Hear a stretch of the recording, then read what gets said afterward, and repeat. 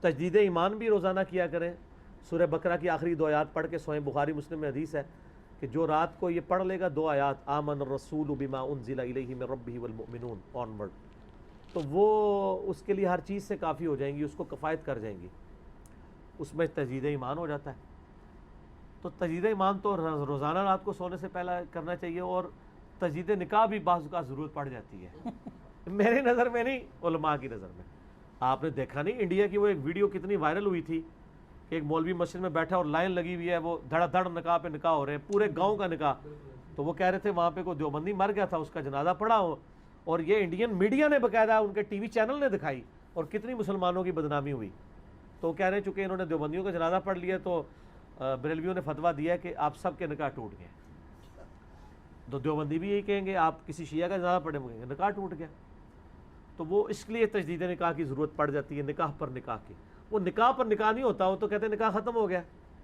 تو دوبارہ یہ تو میں صرف ایک آپ کے دماغ میں ڈرل کرنے کے لیے بات کی.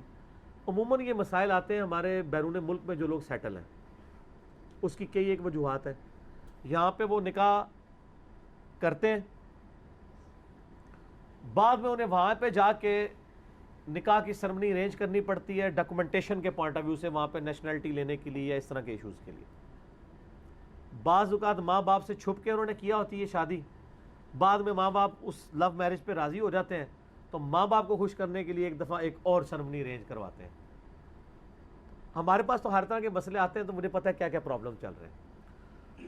اور پھر بعد میں ماں باپ پریشان ہوتے ہیں جب ان کو پتہ چلتا ہے کہ یہ تو ہمارے ساتھ تو معموم بنایا ہے ہماری اولاد نے. وہ پھر ہمیں پتہ کر رہے ہوتے ہیں. تو اگر کوئی جان بوجھ کے بھی نکاح کے اوپر نکاح کر لے، بشرطے کہ وہی میاں بیوی دوبارہ کریں، تو کوئی فرق نہیں پڑے گا، ایک تجدید عہد ہی ہو جائے گا.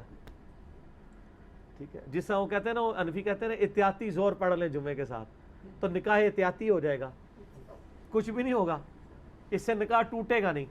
البتہ جو نکاح پہ نکاح ایک حرام بھی ہے، وہ بخاری اور مسلم دونوں میں حدیث ہے. مشکات میں آپ کو نکاح والے چیپٹر میں مل جائے گی کہ اللہ کے نبی علیہ السلام نے فرمایا کوئی شخص اپنے بھائی کے نکاح کی جو آفر کسی عورت کو اس نے کی ہو، اس پہ اپنے نکاح کا پیغام نہ بھیجے جب تک کہ وہ شخص اس عورت سے نکاح نہ کر لے یا اس کو چھوڑ نہ دے. یہ نکاح کر لے گا تو پھر تو ویسے ہی نہیں بھیج سکے گا، یعنی جب تک وہ سچویشن کلیئر نہ ہو جائے. اور اگر وہ رشتہ ریجیکٹ کر دیتا ہے پھر تم اپنا رشتہ بھیجو. یہ نہیں ہے کہ وہ رشتہ فائل ہونے والا ہے اور آپ رشتہ بھیج دیتے ہیں اور آپ شاید فائنینشلی زیادہ اسٹرانگ ہیں تو آپ کے بھائی کا رشتہ ٹوٹ کے آپ اپنا الو سیدھا کریں. اس نکاح پر نکاح کو حرام قرار دیا گیا کہ نکاح کے پیغام پہ آپ نکاح کا پیغام نہیں بھیج سکتے. البتہ یہ والا معاملہ ٹھیک. اچھا، اس میں آپ کو ایک مدنی پھول دے دیتا ہوں پانی پی کے.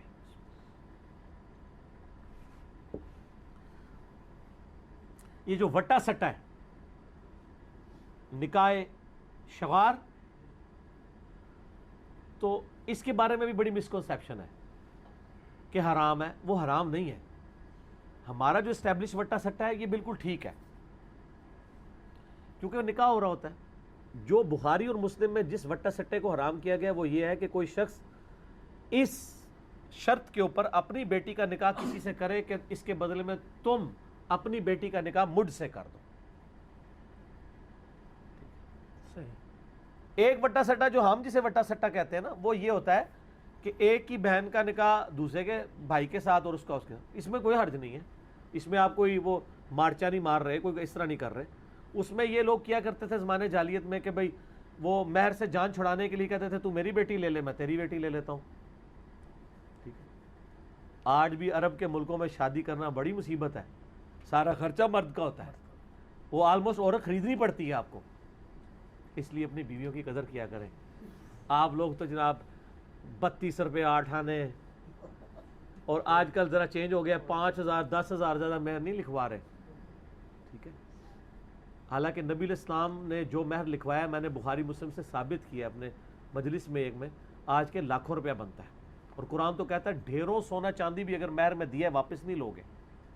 ایک صورت میں قرآن میں آتا ہے کہ اگر رخصتی سے پہلے، بخاری مسلم میں ڈیٹیلز آتی ہیں، رخصتی سے پہلے، اور رخصتی واقعی آفیشل رخصتی، یہ نہیں ہے کہ مطلب نکاح ہوا تھا اور آپ میاں بیوی ملتے رہے ہیں پھر تو معاملہ علیحدہ ہے. جو آفیشل رخصتی سے پہلے اگر کوئی شخص اپنی بیوی کو طلاق دے دے تو اسے آدھا حق مہر اس عورت کو واپس کرنا ہوگا، آدھا پھر بھی وہ مالک ہے۔